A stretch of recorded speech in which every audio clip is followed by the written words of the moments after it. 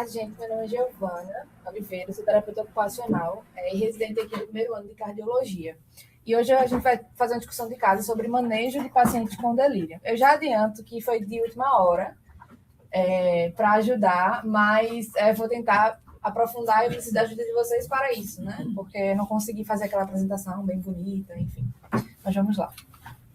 O objetivo de hoje é compreender a fisiopatologia do delírio e seus principais mecanismos desencadeantes, identificar a população de maior risco e fatores predisponentes ou precipitantes, reconhecer sinais e sintomas do delírio em seus diferentes subtipos, discutir estratégias de prevenção diagnóstica e precoce e manejo clínico, compreender o papel da equipe profissional no cuidado ao paciente com delírio e promover intervenções que reduzam complicações e melhoras nos desfechos clínicos.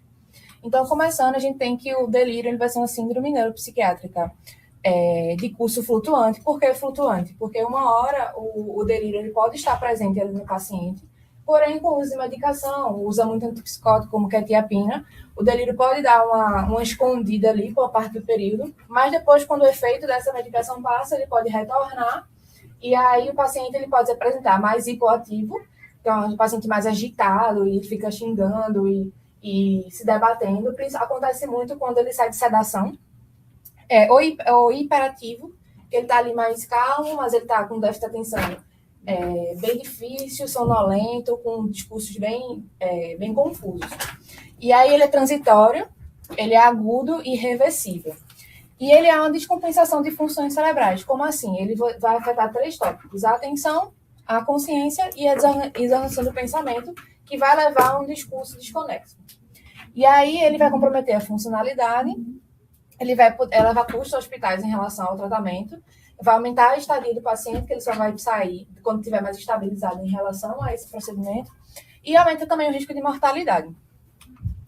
E aí a epidemiologia, né? Ele pode acometer todas as faixas etárias, principalmente quando está em contexto de UTI, em contexto de hospitalização e pós-sedação, porém principalmente em idosos. O primeiro estudo é um estudo indiano, que ele diz que acomete 3 a 42%. O segundo estudo vai dizer que entre 80%, quase 90% nos primeiros 5 dias de UTI.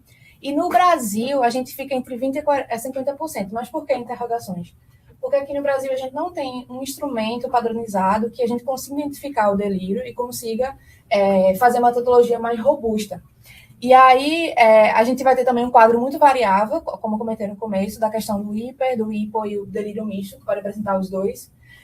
Vai ter instrumentos não padronizados, a perca do tempo, justamente pela sobrecarga do serviço. Então, às vezes, fisioterapeuta, enfermeiro, técnico, médico, está ali na corrida do dia a dia da UTI, não se atenta que pode ser o início de delírio, a gente não começa a intervenção precoce, que pode ocasionar um delírio mais prolongado.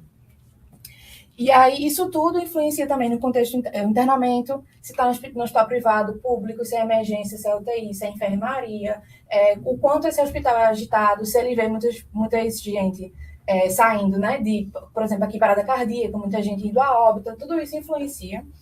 População avaliada, então, idoso, criança, adulto, e métodos para identificar o delírio. E fatores de risco, né?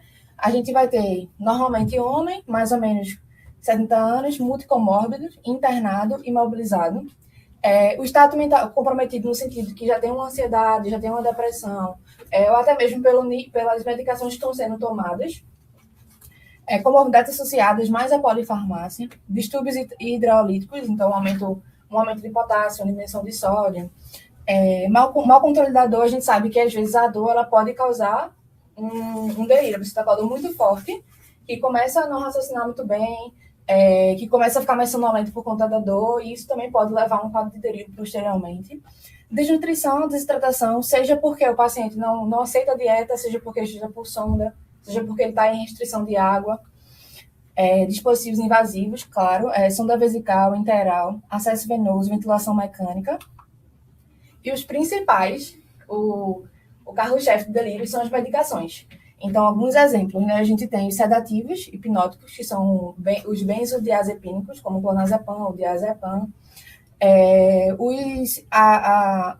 os remédios antialérgicos, como histamínicos, antipsicóticos, e os anticonvulsivantes e medicamentos antiparkinsoniano, acho que é assim que se diz, antiparkinson, que se usa. E a fisiopatologia, ela vai ser multifatorial. Como assim? Então, ela vai partir de medicamentos, como a gente viu anteriormente, que vai alterar a comunicação do sistema nervoso, aspectos neuroanatômicos, seja do prosencéfalo, do tálamo, do hipotálamo, pode dar delírio. A insuficiência metabólica cerebral, por exemplo, o paciente teve uma hipóxia, e aí eu não tenho uma oxigenação no cérebro, e aí isso acaba levando desconexão entre as conexões neurais e os neurotransmissores, e aí eu posso desencadear também um quadro de delírio. Inflamação, seja por infecção urinária em idoso.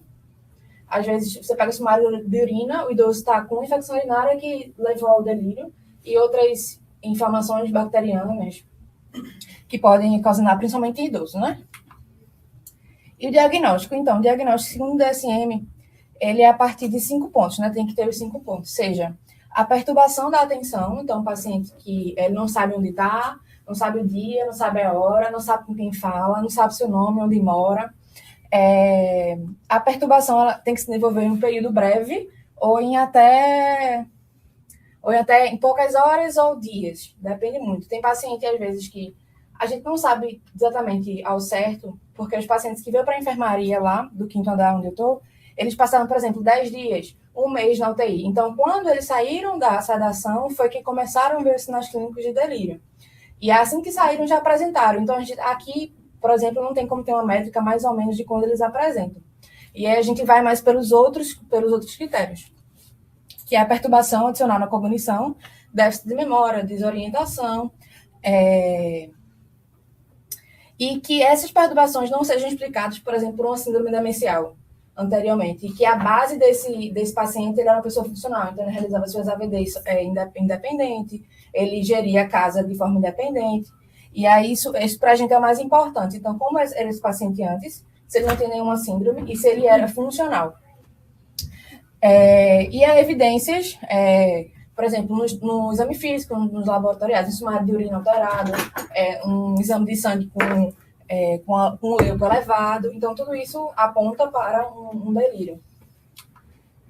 E aí é o diagnóstico, né? Aqui eu fiz um fluxograma baseado no instrumento de avaliação que tem, que é o CAM-CU, não sei se vocês já ouviram falar, que a gente usa para fazer avaliação de delírio. Mas eu uso esse instrumento mais como forma de dizer, por exemplo, como eu não tenho...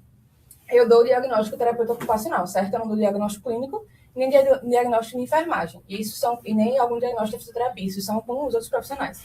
E delírio, o médico, né, que pode diagnosticar. E aí, para me basear e dizer, então eu boto na evolução, apresenta sinais clínicos de delírio baseado em tal instrumento. Porque eu preciso me embasar como profissional para explicar de onde eu estou tirando essa informação. E aí, por isso que eu uso na minha prática. Mas não necessariamente precisa, porque a partir dos sinais clínicos a gente já consegue identificar.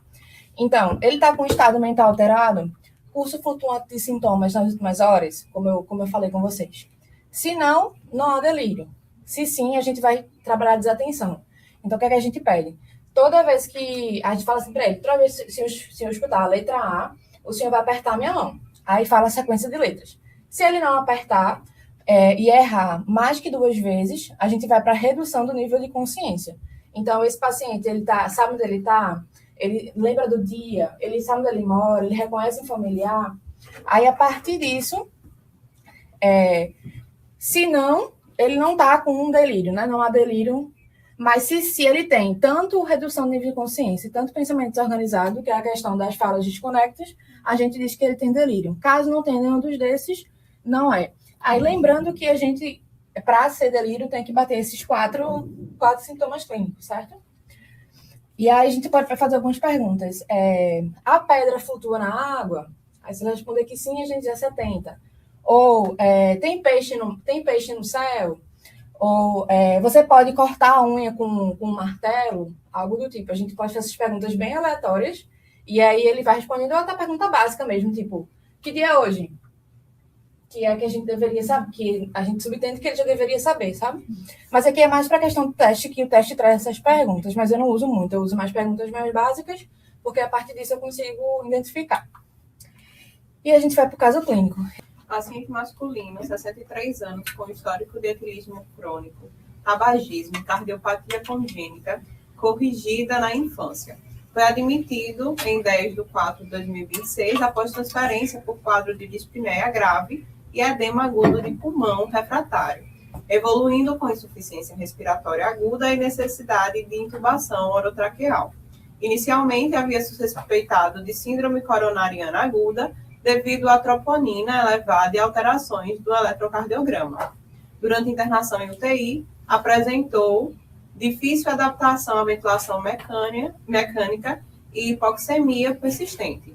A investigação identificou tromboembolismo pulmonar bilateral e foco infeccioso pulmonar, sendo iniciados anticoagulação e antibiótico-terapia.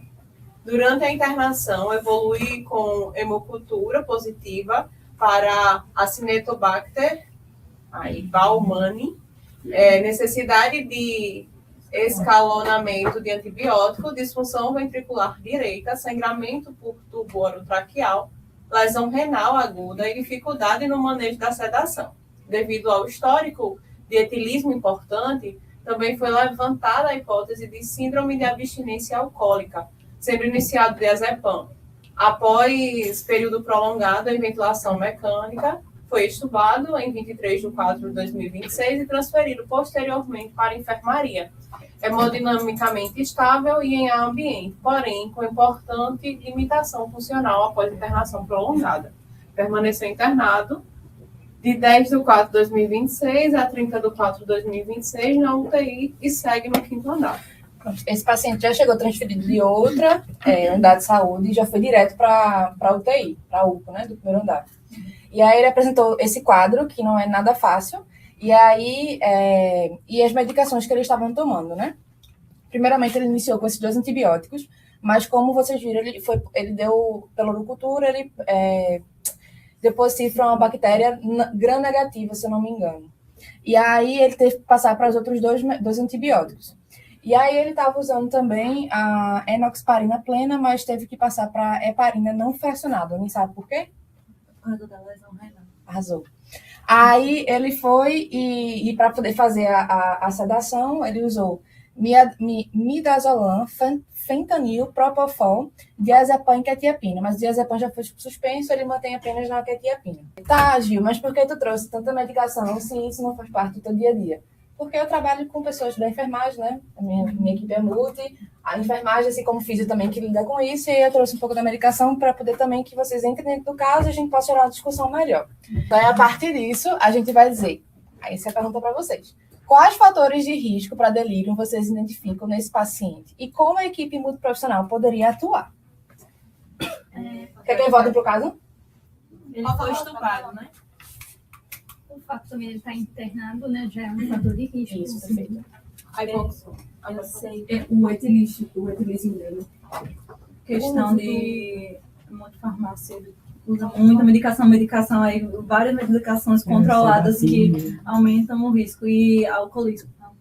Etilista, né? Fala, Clara. Justamente 20 dias no UTI, ele passou muito tempo imobilizado, principalmente com essa quantidade de sedativos. E eu sei que o imobilismo, ele é um fator de risco para delírio. Tanto é que uma das importâncias da gente fazer imobilização precoce na UTI é que ela reduz esse risco de delírio.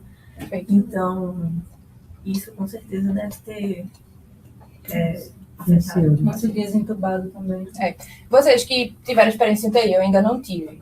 Aí, as pessoas que vocês já passaram pelo UTI, vocês viram muito caso de delírio na UTI? Sim, bastante. Paciente, como é o nome? Querendo subir nas coisas, aí falando nada com nada, agitado, querendo puxar tubo. E até para nós, físicos, é um pouco difícil lidar com esse paciente. Principalmente quando ele está em um estado de agitação muito grande. Porque a gente sabe que a mobilização, ela ajuda esse paciente. Inclusive, pessoal, um passeio terapêutico é muito, muito bom para o prognóstico desses pacientes. Só que em pacientes agitados fica muito difícil trabalhar, porque a gente não sabe como ele vai reagir quando ele sair da cama. Inclusive, nós estamos com a paciente em delírio, na UCO 2, e fica difícil trabalhar com ela, justamente por conta dessas agitações oscilantes que ela tem. E também por causa agressividade é muito difícil manejar isso. Às vezes até parte para eu percebi alguns ambientes hospitalares, até práticas que não são humanizadas, entendeu? Com esses pacientes, e é bem triste. Também tem a questão do delírio, de tirar do leito, a questão da relação do delírio com o risco de queda desse paciente, né? E aí eu estava até conversando com a diarista lá da UPUM, e ela falou que tem que pesar.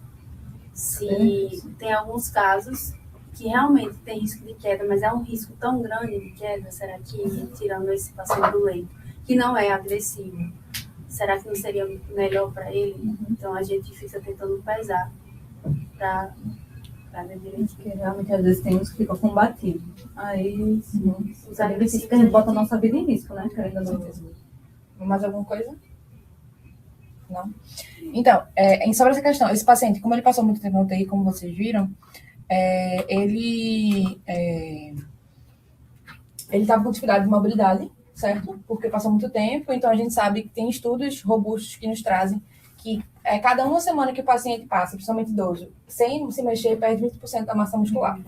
Então, a partir do momento que eu tenho essa perda, eu vou ter também instabilidade na minha mobilidade funcional e não conseguir ficar em pé.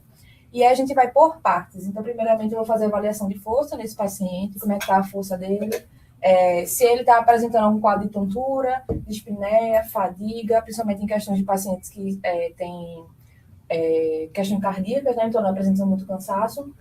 Muitos pacientes aqui, eles são aqui do Procap, tem DPOC junto, e aí isso intensifica ainda mais a questão da fadiga. E aí, o que eu vou trazer aqui, tanto que a literatura traz, como o que eu faço na minha prática do dia a dia com pacientes que deliram, que eu vejo que dá certo.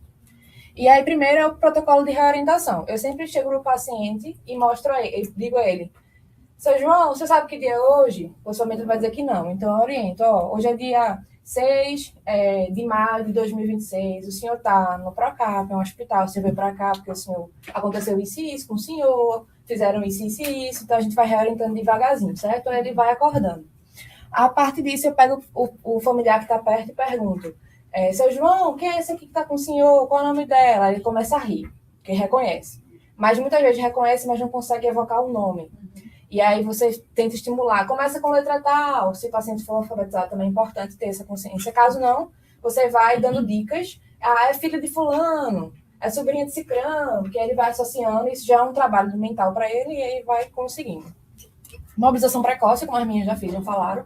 Então, retirar do leito, dar uma caminhada, claro, verificar risco de queda, verificar o calçado que ele está utilizando, se a medicação que ele tá usando pode ser retirada e depois colocada de volta. Enfim, toda essa questão.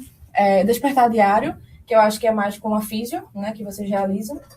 Redução de... Na verdade, a gente pede para o médico, né? Por conta do medo da reação do paciente? Não, também porque a gente não mexe na medicação, né? A gente pede para ele ou baixar a dose, ou então realmente desligar a sedação, se for necessário, se for possível, para ele tentar despertar. Isso principalmente na UTI, quando a gente quer ver se o paciente precisa ser estubado. Perfeito. E aí, o despertar diário, ele normalmente na UTI tem que ser realizado todos os dias para poder avaliar o nível de consciência do paciente. Né? Então, tem muita UTI que você vai ver que não vai ter o despertar diário, mas para ter o despertar diário. Todo dia. Isso. Certo. E aí, evitar a polifarmácia, né? O que às vezes é muito difícil, né? Vocês viram o paciente, ele estava com um quadro, assim, absurdo, então não tinha... Idoso, né? E ele é idoso, então, assim, não tinha como a gente evitar uma polifarmácia para o quadro que ele estava apresentando, principalmente com infecção. Aí foi necessário. E aí é nessas horas que as pessoas perguntam, mas o que é que TO faz na UTI? Prevenção de delírio, uma das coisas. Né? Então, a gente aproveita essa despertar diário e vai chegando no paciente, vai reorientando, vai fazendo atividade de estimulação cognitiva e o paciente ele vai despertando. E tem casos, que vocês vão ver a partir do que eu vou trazer o artigo, que os pacientes eles não precisam depois de algum tipo de antipsicótico para não ter a agressão, né? Eles conseguem ficar mais tranquilos depois da intervenção em terapia ocupacional. Mas por que eu falo assim da TO em relação à redução do delírio, porque a gente sabe que tem a sobrecarga do serviço. Então, o enfermeiro já tem suas atribuições, técnico já tem a dele, médico já tem a dele, fisioterapeuta já tem a dele. Que já são atribuições já bem certinhas, e aí, às vezes, você não consegue. E às vezes passa despercebido mesmo, no cansaço do dia a dia, por não ter uma avaliação padronizada, por não ter o feeling de perceber. Isso acontece, é normal. E aí você tem outro profissional que pode entrar junto para poder reduzir esses aspectos cognitivos, que nesse caso seria a terapia ocupacional. E junto com a FISA a gente promove tanto a funcionalidade como a promoção das AVDs, até mesmo dentro da UTI. Então, escovar o dente sozinho dentro da UTI, a gente pode fazer isso. Enfim, todas essas coisas. E aí, melhora na qualidade do sono, regulação da diurese e evacuação, como a questão do paciente que está muito constipado, que está muito tempo sem fazer xixi, porque não consegue fazer xixi na fralda, que não consegue fazer xixi na paradeira, não consegue fazer xixi na sonda, várias coisas. Melhora a qualidade de sono, nutrição e hidratação adequada, se possível, corrigir algum déficit auditivo e visual. E aqui são algumas medicações que podem ser usadas. Os benzodiazepínicos, eles são os principais que podem dar delírio. E aí, o menos que tem essa efeito colateral seria o lorazepam. Porém, ele quase nunca tem nas farmácias. E tem um alto, como é que se diz? Dependência. Dependência. Pronto. Também, né? E aí usam diazepam, que o diazepam tem como efeito não só isso, mas também o delírio. Outra coisa que não foi citado, mas um ponto bem importante é a analgesia nesses pacientes, Isso. porque no pós-operatório, alguns eu já vi evoluir justamente com delírio devido à questão da dor. Isso. Ocorre muito também. E a gente pode evitar através de remédios analgésicos, né? Mas entra no ponto da polifarmácia também, né? É muito delicado essa questão do delírio em como evitar, né? Às vezes não vai ser possível, às vezes o paciente vai ter delírio, o que resta é a gente saber manejar ele diariamente para que ele saia daqui o máximo estabilizado possível. E a gente entra na relação da TO. Então, a gente tem estudo clínico, certo? Randomizado, que pacientes idosos em UTI que receberam cuidados padrões, reorientação, mobilização precoce, higiene do sono e correção de déficits sensoriais. Aí a terapia ocupacional, além disso, fez estimulação cognitiva, estimulação multissensorial, treino de EVD, posicionamento funcional, estímulo motor no membro superior e participação familiar. E a gente teve como resultado o grupo controle, né, que foi o paciente que recebeu os cuidados de prevenção não farmacológica. Só os cuidados padrões mesmo, não teve intervenção da TO, foram 70. Desses 70, 14 tiveram delírio. 8,8 tiveram presentes nos dias de internação, ou seja, saíram da UTI já com delírio. E 47,7% apresentaram independência funcional na alta hospitalar.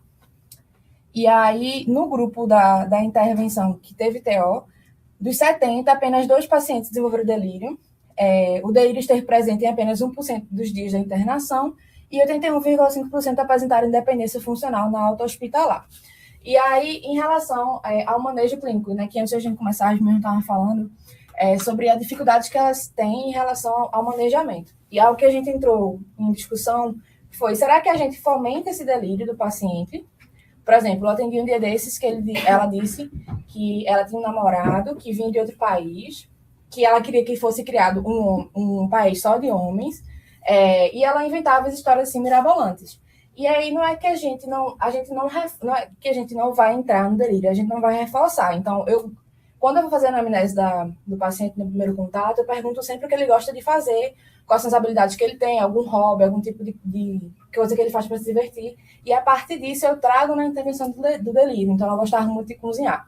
Então, quando ela começava, eu fazia: Dona Fulana, me diga a receita do bolo. Ela dizia, tá. Já é uma estimulação cognitiva. A senhora lembra quanto a senhora usava cada coisa? Ela com dificuldade, e a gente ia se ajustando e ela fazendo. E a partir disso, ela ia saindo do delírio, né? E ia conseguindo voltar ao mundo real. Então, a gente apresentava os familiares que estavam, relembrando. E aí, também fazia muita estimulação espacial com ela, no tempo e no espaço. Então, ela, depois de um dia, ela começou a falar que estava no Procap. Antes ela falava, não sei onde eu estou. Ela disse que estava na Suíça, que não estava no Brasil, estava na Suíça. Aí depois a gente foi estimulando, e aí ela saiu daqui, ótima. Claro, teve um episódio de agressão em que ela me mandou tomar naquele canto, que ela se irritou comigo. Mas aí eu evitei, eu fingi que não escutei, e eu disse, o que é que está incomodando a senhora? Ela falou, isso aqui está me incomodando. Eu ajustei o que estava me incomodando, ela foi pro banho. Aí já conseguiu tomar banho dela sozinha, sem precisar de muita ajuda. Né? E aí a gente foi evoluindo aos pouquinhos. Claro que em enfermaria a gente não tem aquele tempo de intervenção que teria em ambulatório, porque é muito corrido, e a gente não vai ter esse acompanhamento contínuo. Mas a gente faz o possível para que o paciente saia mais ou menos estabilizado, para a gente conseguir uma recuperação melhor na pós-saída. E aí esse paciente agora atual, ele também está em delírio, e aí o delírio dele é muito flutuante, devido à quetiapina. Então, de manhã ele está muito sonolento, e aparentemente bem, mas de tarde ele já começa. Vou tocar fogo na minha casa quando chegar em casa, a culpa da minha mulher que eu tô aqui, aí ele ameaçou bater no técnico de enfermagem, isso na enfermaria. Então, e aí ele resiste a tomar banho, não quero tomar banho, aí eu chego lá, ele gosta de montar móveis, ele é montador de móveis e faz de carga de caminhão. Aí eu inventei a história que eu ia casar, que eu ia ter que montar minha casa, aí eu disse a ele, para ele me dizer qual era a loja para comprar, ele disse a loja para comprar, que é a loja encruzilhada. Aí eu fiz, eu quero uma mesa para outras pessoas. Ele fez, a senhora compra essa mesa, esse tipo de madeira. Isso já é uma estimação do meu amigo, porque ele já vai lembrando dos dias deles. Aí, a partir disso, enrolei, conversei. Aí, vamos tomar banho, ele, vamos embora. Se foi pro banheiro. Então, eu tirei o paciente do delírio, tirei a resistência a partir do que ele gosta e levei para fazer a atividade, certo? E a gente vai seguindo. É isso, gente. Essas foram minhas referências. Foram poucas, até porque a TO, ela tá entrando agora no mundo, principalmente no contexto hospitalar, então, em cardiologia, então a gente tem muita pouca referência. Então, eu faço mais um jogo assim, acho uma coisa ali, uma coisinha aqui, vou juntando para criar um raciocínio. E tem um guideline também, tá, gente? Sobre o manejo de delírio, quem tiver dúvida, é bem interessante. Ele é indiano, mas assim, a gente tem algumas coisas que a gente pode aplicar para o nosso contexto e adaptar. Mas é muito legal, vale a pena ler. E assim, eu queria aproveitar para fazer uma pergunta para o grande grupo, não somente para você, né? É que você pontua muito bem que realmente o delírio, ao contrário de uma depressão, por exemplo, né? Ele não tem esse caráter, assim, aos poucos, progressivo da depressão, esse caráter crônico, né? Ele tem aquele caráter mais agudo. E ele oscila bastante, né? Então, assim, horas o paciente ele pode estar mais hipoativo, mais apático, né? Meio desligado das coisas ao seu redor e em outros momentos ele pode estar mais hiperativo, né? Desde uma agitação psicomotora ali presente até, por exemplo, quadro de agressividade, né? Como você saiu pontuando. E aí, como tem esse caráter flutuante, perdão, acaba que os profissionais vão avaliando esse mesmo paciente em diferentes momentos. E com diferentes olhares, em virtude de suas formações, né? Que são diferentes. E aí se torna até desafiador, eu como profissional, por exemplo, como enfermeira, eu conseguir fazer a avaliação pontual daquele paciente, mas sem perder de vista possíveis intercorrências ou questões importantes que outro profissional, independente de ser enfermeiro ou não, tenha pontuado aí em sua evolução. E aí a minha pergunta, assim, para vocês, né, para a gente refletir, é justamente sobre isso. Como a gente faz para não se perder nesse contexto? Justamente considerando esse caráter flutuante do delírio. Como a gente faz para pontuar o que a gente está observando, sem perder de vista, né, possíveis intercorrências registradas pelos outros colegas. Então, seria assim. Como é que você, na sua prática, avaliando o paciente, como é que você faz para avaliar pontualmente aquele paciente, já que você não vai ficar todo o tempo ali, você vai no seu plantão e vai embora, não é assim? Então, como você faz para avaliar aquele paciente pontualmente, sem perder de vista o que há de registro em relação àquele paciente de outros profissionais? Eu acho que o contato com a equipe multiprofissional é muito importante, para saber direitinho sobre aquele paciente e ter o manejo, como o Gil trouxe, né? De ir lá conversar, atender o paciente, avaliar, fazer as perguntas necessárias, para saber se ele está orientado em viver esse espaço e saber direitinho com os outros profissionais na passagem de plantão e também com os profissionais como enfermeiros, enfim, saber como foi. Eu acho que, em resumo, é a segunda meta da segurança do paciente, né? Que é a comunicação efetiva. Você saber como se comunicar com os outros profissionais para saber como esse paciente está. Aí, nesse caso, eu acho que seria mais complicado um pouquinho esse acompanhamento na UTI do que na enfermaria. Porque, assim, na enfermaria a gente pode usar muito o acompanhante como um aliado, se a gente souber conversar com esse acompanhante. Então, às vezes, o acompanhante vai estar ali o dia todo. E muitas vezes o acompanhante também não sabe lidar com esse quadro. Porque está ali, por exemplo, uma filha está com sua mãe começa a delirar. Muitas vezes ela fica sem saber o que fazer. Então, acho que é importante, antes de tudo, ter essa boa comunicação com a equipe, é fundamental, mas essa boa comunicação também com o acompanhante, explicar, é um quadro, ele pode estar tendo isso por causa das medicações, explicar ele o motivo daquilo, porque às vezes ele pensa que o pai dele e a mãe dele vai ficar assim para sempre, e aí veio essa aliada para ele dizer, ele teve hoje, ele teve tal horário, ele continua assim. Eu acho que é bem importante o acompanhante também. Outra coisa que a gente tem que se atentar é porque às vezes a gente é o primeiro contato que viu aquilo, tá entendendo? Que viu que ele está delirando.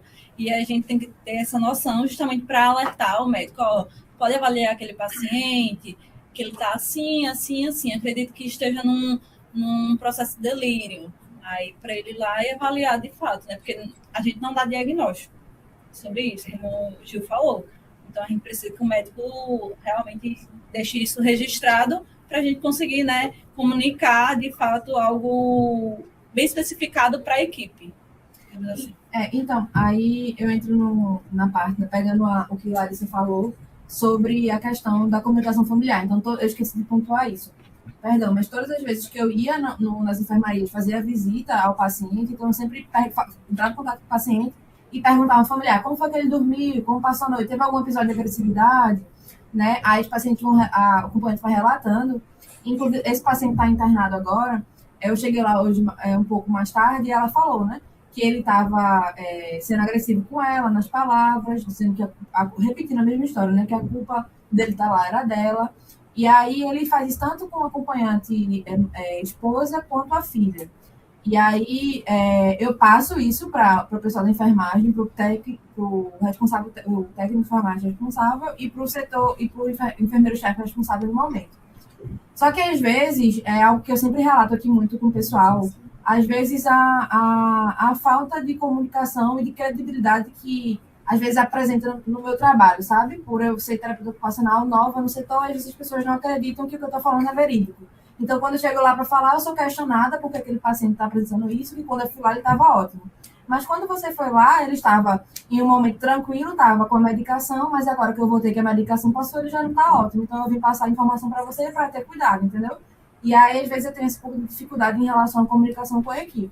Mas, de forma efetiva mesmo, eu acho que a gente sabe que tem esses fatores clínico, a gente sabe que idoso tem alto risco, deveria ter um controle de delírio, um quadro de controle de delírio no hospital, para que toda vez que passasse visita, botasse atualização de como o paciente está, para até ver a melhora do paciente. Eu acho que isso deveria ser feito nos hospitais, inclusive em UTI, devido à falta de acompanhamento diariamente lá. Para mim, deveria ser feito isso. E até quando a gente sabe, né, que quando o médico fala, porque realmente é. Mas também saber que os profissionais estudaram sobre isso, sabem que é um diagnóstico clínico baseado em um instrumento de avaliação, como o DSM-5, e validar aquilo que eu estou falando, né? Eu estou falando aquilo não porque eu quero aumentar o que o paciente já tem, mas porque eu quero trazer o tratamento efetivo para que ele saia daqui da melhor forma possível. Eu acho que eu também penso dessa forma. Assim. Perfeito. Foi justamente considerando isso, tudo isso, né, que eu perguntei, porque realmente o delírio ele tem um caráter flutuante. Então, pode ser que eu, enquanto profissional, vou avaliar aquele paciente, eu não tenho a oportunidade de flagrar algo desse tipo, né, alguma manifestação ali típica do delírio, e um outro profissional consegue flagrar. E ainda a gente lida com outra dificuldade, que eu não sei se vocês assim, já identificaram na prática. Muitos profissionais, né, eu não vou dizer que são muitos, né, mas alguns profissionais, eles acabam normalizando certos comportamentos do paciente, especialmente se ele estiver ali no contexto da enfermaria, né? Então, aquele idoso que tem determinadas atitudes, profere determinadas palavras, então acaba achando que aquilo é da velhice mesmo, está falando por falar, e às vezes não registra, ou às vezes não passa para o colega que está ali dividindo o plantão, seja da sua mesma área ou não, né, de atuação. Então, até isso, né, a gente muitas vezes lida na prática, né, e aí isso dificulta a comunicação e dificulta da gente também registrar isso. A gente sabe que o registro, a comunicação entre profissionais, ela faz parte da segurança do paciente, como alguém bem pontuou, né? Ela é um pilar ali, a gente tem que comunicar tudo. Porém, né, na prática, principalmente quando a gente lida com um quadro desse, que tem ali manifestações que vão flutuar, né, de um momento para o outro a coisa pode mudar muito, a gente às vezes pode enfrentar essa dificuldade, né, do como fazer. Não entra nem em questão se vai fazer, a comunicação ela tem que ser feita, né, faz parte ali. Mas como vai fazer? Especialmente nesse contexto, né? Era mais nesse sentido, mas vocês trouxeram bem, né? E aí uma coisa também que eu acho que pode ajudar muito a gente, eu acho não, né? Em praticamente tudo, são os protocolos, são os questionários, os formulários, os instrumentos, em suma, que a gente pode estar lançando mão deles, preenchendo, fazendo rastreio, né? Ela falou de um, que eu também não sei como pronuncia, tá? Você falou CAM e CU, não é isso? E eu todo tempo lendo CAN e CU, abafa o caso. Mas, enfim, tanto faz. O importante é saber o propósito dele. Ele é uma ferramenta de rastreio, né? E que, assim, não é só do enfermeiro, não é só de certos profissionais. Até onde eu saiba, ele não é privativo, né? Até por ser uma ferramenta de rastreio. E aí pode estar lançando mão dela. Se eu não me engano, me corrija, tá? Se eu estiver enganada. Essa ferramenta, por exemplo, ela foi criada mais no contexto de UTI, estou certa? Porém, não significa dizer que ela não possa ser, né, utilizada em outros contextos, né? É isso mesmo? É isso. Até os instrumentos do dia a dia, o minimento, a bateria breve, isso também ajuda a gente a identificar alguns tipos de déficits cognitivos e podemos correlacionar com o delírio ou com algum possível início de algum transtorno demencial ou alguma outra assim. Perfeito. Tem uma outra também que é ICDSC, que também pode ser utilizada. Ela tem um propósito um pouco diferente, né? Porque essa CAMCU, ela tem ela é muito do momento, ela é pontual, né? Então, ela é vista naquele momento da avaliação, ela envolve uma interação direta entre o examinador e o paciente. Então, o paciente tem que ser minimamente responsivo, né? Isso eu falo se você for utilizar na UTI, por exemplo, ele tem que ser minimamente responsivo, né? Para isso, para haver essa interação. E essa outra ferramenta, que é o ICDSC, ela é observacional, porque você vai, ao longo ali do seu plantão, ao longo do período que você está acompanhando o paciente, você pode considerar todo esse período para fazer o relato, né, nesse instrumento também. Então, é um outro instrumento só para citar, né, achei interessante, andei lendo sobre e achei interessante. Mas a gente também pode trabalhar com uma ferramenta ABCDE, que é um pacote de medidas de intervenção, né, que ela envolve aí 6 intervenções. Eu achei interessante que mesmo não citando a ferramenta, pelo menos eu não ouvi, perdão se eu não tenho ouvido, vocês falaram dos pilares da ferramenta, né? Então, você vê como a prática ela nos ajuda a construir isso, ainda que não tenha citado o instrumento. Então, muita gente falou, por exemplo, de redução de sedação. Alguém falou da importância de redução de sedação sempre que possível, obviamente, né? Para não rebaixar tanto esse paciente, para dar a oportunidade dele, né, reagir, vamos dizer assim. Também tem voltado para a redução da ventilação mecânica, assim, prolongada, né, extensiva. A prevenção do delírio, né, também faz parte dessa escala de intervenções. Promoção da mobilização precoce, que você pontuou também, né? Manejo da dor, achei interessantíssimo quem falou aí de manejo da dor, né? Eu não lembro quem foi, mas é muito importante também, tá? E o empoderamento da família também, o envolvimento da família, né? Porque tem até alguns lugares, né, que eu andei vendo, que fala de algumas contenções que a gente acaba tendo que fazer para esse paciente, né? Mas que ela seja, assim, a última das medidas, que não seja a primeira coisa. E aí, até Giovana traz a questão do redirecionamento, né, daquele quadro do paciente, daquele pensamento persistente dele. Então, a gente redirecionar, né, não vai bater de frente, mas também não vai enfatizar, a gente redireciona para ver se esse paciente ele vai se organizando de novo, tá?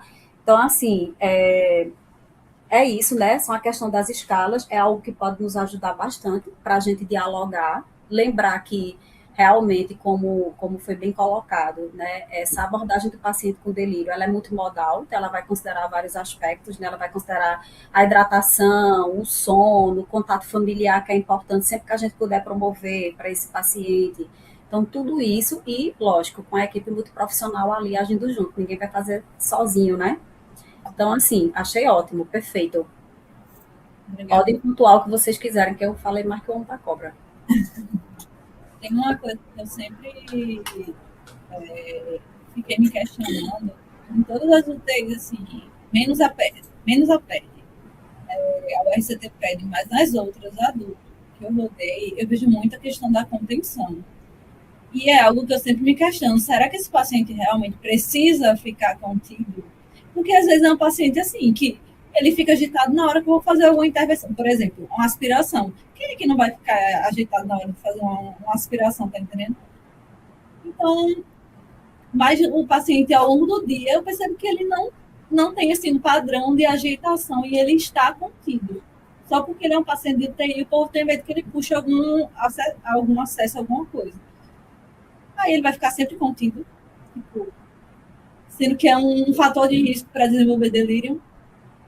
É algo que eu sempre me questiono, e a equipe, não, ele é agitado, não sei o que, sei lá, tá entendendo? Aí eu fico doida para escutar os pacientes, mas aí a equipe de enfermagem fica puta comigo.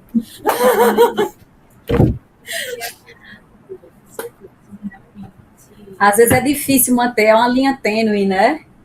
Às vezes é difícil, e dependendo do quantitativo de pessoal que você tiver também para fazer esse monitoramento adequado, que eu concordo com você, mas a gente também tem que ter um monitoramento adequado, né? E às vezes esse dimensionamento de pessoal, vamos dizer assim, ele não abarca muito ali a realidade, ele não consegue dar conta, né?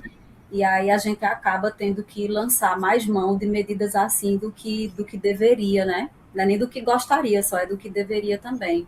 Eu concordo com vocês. Acontece mesmo. Mais alguém quer pontuar algo do que foi dito, acrescentar? Achei muito massa esse assunto. Eu vou até sugerir à Thaisa que ela coloque, tipo, para ter sempre. Né? Foi um plus, mas para que tenha sempre.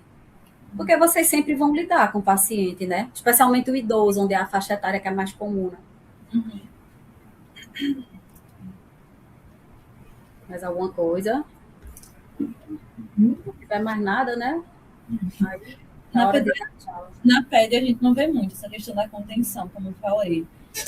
E lá tenta ministrar assim, muito sem questões farmacológicas, lá o delírio no bebê, sabe?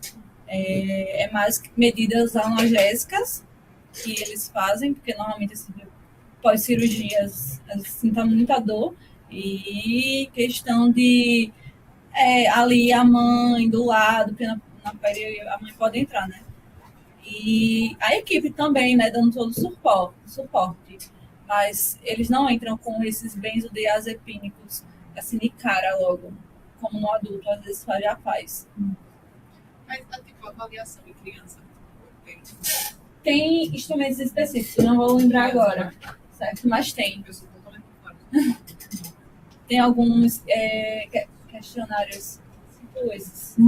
Mas é mais na pele, né? Porque às vezes não fala e a gente tem que prestar atenção em outros detalhes, tipo se ele está tendo alguma, ou se é uma abstinência, por exemplo, por um sedativo, porque normalmente eles fazem a abstinência quando está muito sedado, então pesa muito a mão, assim, tipo, eles pesam muito a questão da sedação no bebê, justamente por causa dessa questão do delírio e da abstinência.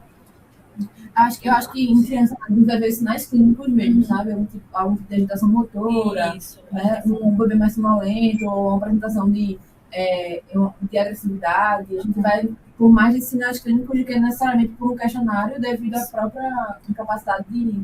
E no caso, conhecer o comportamento anterior. Exatamente, conhecer o comportamento anterior, né? Antes dos eventos da cirurgia, antes dos eventos da questão dos remédios, tudo isso é importante. Tá? Pronto, é isso, pessoal.